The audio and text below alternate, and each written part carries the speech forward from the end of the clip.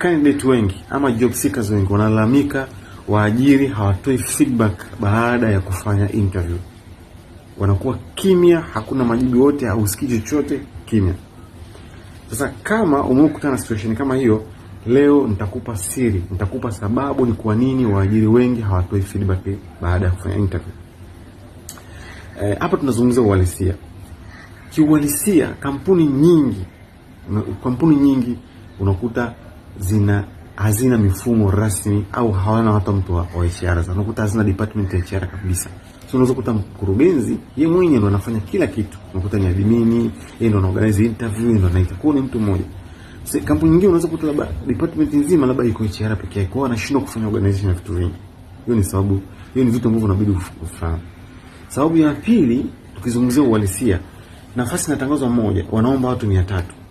Watu 300 ni ngumu kuwapa wale wote feedback.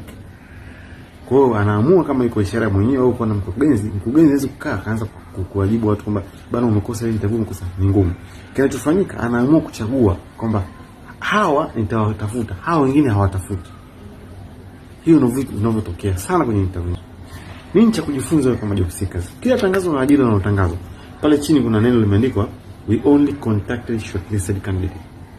Kwa hiyo hili neno lina save kwamba ukiona hujatafuta, umefanya application hujatafuta, fahamu kwamba wewe haukuqualify. Kwa maana hii sentence inakusave kwamba ujue haujaqualify. Hii ina save kama feedback.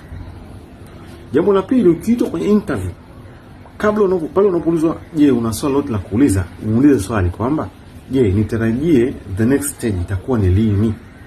Akikutajia ile siku, ukishakaa fanya follow up kwa ile siku ambayo umekutarajia. Ukiona mbona hii siku imepita hujanitafuta, wewe mwenyewe fanya initiative kwa kufanya follow up. Bana, uliniambia the second stage itakuwa ni siku fulani au baada ya wiki 2.